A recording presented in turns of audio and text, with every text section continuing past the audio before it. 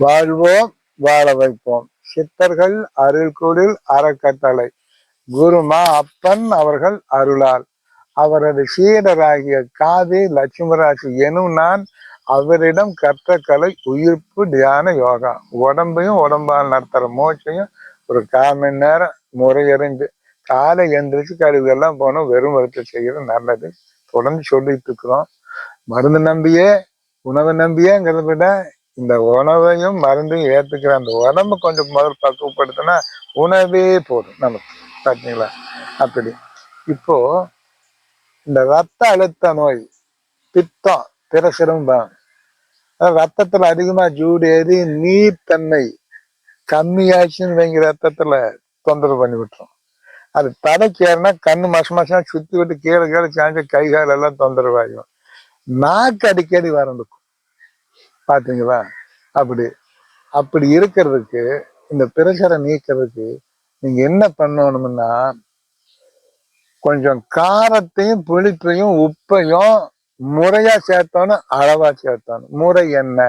புளிய சுட்டுக்கோணும், உப்பு கல்லுப்பு வறுத்துக்கோணும், எண்ணெய் போட்டு முருங்கைத்தலை கொஞ்சம் அந்த ஈர்க்கோட பிச்சு போடணும், கருவேப்பிலை ஒரு ஈர்க்கு பிச்சு போடணும். நீங்க ஒரு கணக்கு வச்சுக்கோங்கன்னா இப்ப சொன்னது பாருங்க, இந்த அளவுக்கு பிச்சு போடணும். முருங்கை கீரை அந்த ஈர்க்கோட பொடிப்படியே பிச்சு போடணும். கருவேப்பிலை பொடிப்படியே பிச்சு போடணும். ஒரு 1/4 கிலோ உப்பு வரைச்சோக்கு இதை போட்டு ஒரு ஜூடு பண்ணி எடுத்து வச்சுக்கோங்க. அந்த உப்பு மருந்தா மாறும். பாத்தீங்களா? அப்போ இந்த சுட்ட புளி கொஞ்சம் எடுத்து தேவையான அளவுக்கு ரசம் வச்சிங்கன்னா தோசை மாதிரி தட்டி சுடுவா சட்டி மாதிரி வச்சு புகை வரும், அதுவும் உபயோகிக்கலாம். சுட்ட புளி வறுத்த கல்லுப்பு மருந்து சித்தர்கள் குறுக்கோங்க. இப்படி ஒரு பக்குவம். இந்த பிரஷர் இருக்கிறவங்க அதிகமா இனிப்புகளை சேர்த்தாருங்க. இன்னைக்கு நாம எல்லாருமே இனிப்புனா எதுக்கோ போயிடும். தென்னங்கருப்பிட்டு சேர்த்தலாம், நாட்டு சர்க்கரையும் சேர்த்தலாம். இது உடம்புல சத்துமானத்தையும் செரிமானத்தையும் கொடுக்கக்கூடிய தென்னங்கருப்பிட்டு நாடி நரம்பு சதிகள் எல்லாம் ஆக்கம் பண்ணக்கூடிய சக்தி இருக்கு. அது எந்த முறை சேர்த்தோம்னு சொல்றோம். இந்த இது இருக்கிறவங்களுக்கு ஒரு சின்ன மருத்துவம் நீங்களே, அதாவது மொசுமொசுத்தாண்டலைன்னு ஒண்ணு இருக்கும். இது எல்லாத்துக்கும் தெரியுமானா தெரியாது.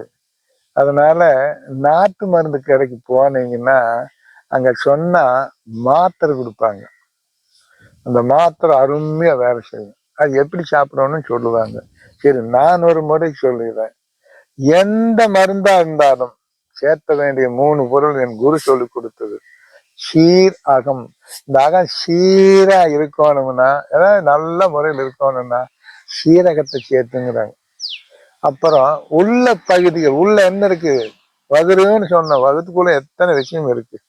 மண்ணீரல், கல்லீரல், கணையம், பித்தப்பை, சிறுநீர்ப்பை, மலப்பை, இருதயம், குடல், பெருங்குடல், சிறுகுடல், எத்தனை இருக்கு. இத்தனைக்கும் இந்த சீரகத்தோட சோம்பேறித்தனம் இல்லாம, அதாவது உடம்பு சுறுசுறுப்பா இருக்கிற வேலை செய்யும். ஓமம். வாய்வு இல்லாத மனுஷனே இல்லை. பாக்கெட்ல பணம் இருக்குதோ இல்லையோ, உடம்புல வாய்வு நிறைய இருக்கு. ஆகவே இந்த 3ஐயும் சேர்த்துக்கணும். சேர்த்துக்கிட்டு அதாவது ஒவ்வொரு டீ கரண்டி அளவுக்கு 3ஐயும் சேர்த்துறோம்.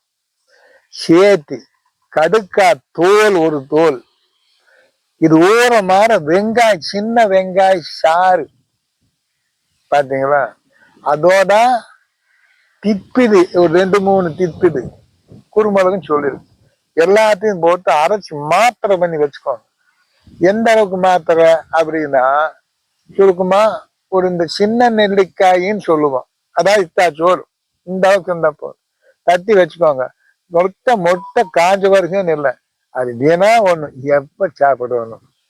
அதாவது கூடுமான வரை காலை உணவுக்கு பின்னால் 1 மணி நேரம் கழிச்சு அந்த மாத்திரை போட்டு சப்பளிச்சுக்கிட்டு கொஞ்சம் கசக்கும் காரம் வரும்.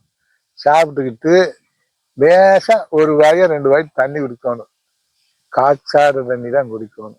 காய்ச்சணும் உடம்பு குளுமையாகும். நாடி நரம்புகள் எல்லாம் நல்லா தண்ணி பண்ணி ரத்தத்தை சுத்தம் பண்ணி எல்லா பக்கம். ஏன்னா காயம் வெங்காயம் அவ்வளவு வேலை செய்யும். அதுக்கு மட்டுமல்ல சளி இருக்கும், கண் பார்வையெல்லாம் நல்லா தெரிய வைக்கும். அப்படி இப்படி சேர்த்துட்டு வாங்க. உணவுகள்ல நீங்க பசியானால் கொஞ்சம் நேரமாகுன்னா ஒரே ஒரு டம்ளர் தண்ணி, 100 மில்லி தண்ணி எடுத்து அந்த இடது கால் வச்சு அளவா ஊற்றி 3 தடவை முழுங்குங்க. 7 வாய் தண்ணி. அத்தனைங்காவது 100 மில்லி தண்ணி தான் இருக்கணும். எப்ப ஒண்ணுக்கு போயிட்டு வந்தாலும் தண்ணி குடிங்க, பல நோய் பக்கமே வராது. சரி, இதுக்கு ஒரு எளிய முறை பயிற்சி. என்னன்னா, எதுக்கு எடுத்தாலுங்க உடம்பு இருக்காம நீங்க பாடுபடாம வாங்குற பணம் ஆபத்து.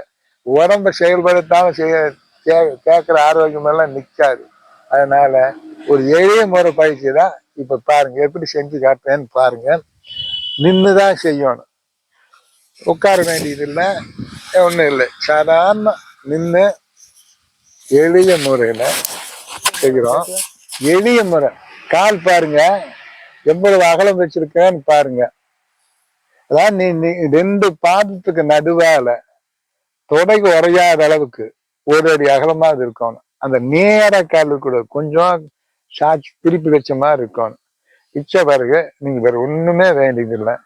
ஒரு புறம் திரும்புங்க, நல்லா திரும்புங்க. இந்த சுத்தி விட்டு கீழே கிருகிருப்பாங்க. இப்படி பழகிட்டு வந்தா அந்த கிருகிருப்பு மாறிக்கும்.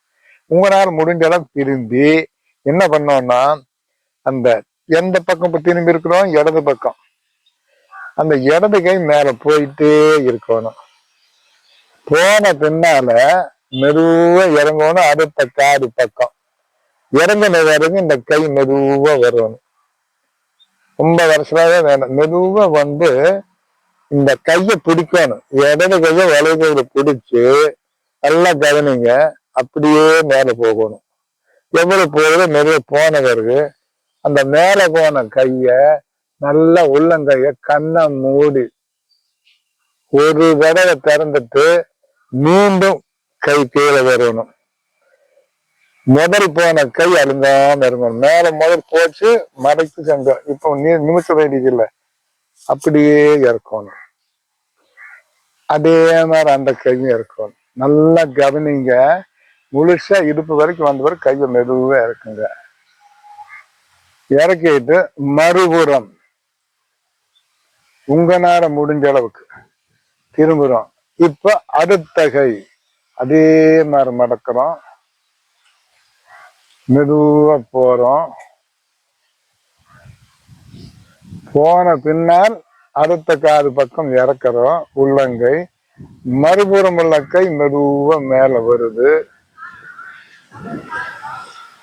போய் வலது கைய அப்படி நாண்டு பிடிக்கிறோம். பிடிச்ச வரை கை மேல போகணும். போன வரையும் நல்லா மேல போய் இந்த உள்ளங்கை பார்த்து ஒரே தடவை கண்ணை மூடி தியானம் பண்றோம். மூச்சு ஆண்டு போகும், ரத்தம் பண்ணும். அப்புறம் என்ன செய்யறோம் பாருங்க. இந்த முதல் போன கை மேல போக வேண்டியது அப்படியே கீழே இறங்கணும்.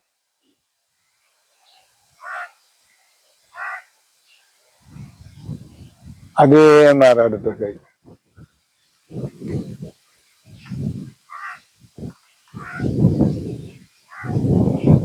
இப்படி வர்றோம். ஒரே தடவை கண்ணை முடித்திருக்கிறோம். மீண்டும் அதே மாதிரி ஒரு புறம் செய்யணும். அப்புறம் மறுபுறம் செய்யணும். அவர் 2 தடவை போதும். நன்றி, வணக்கம்.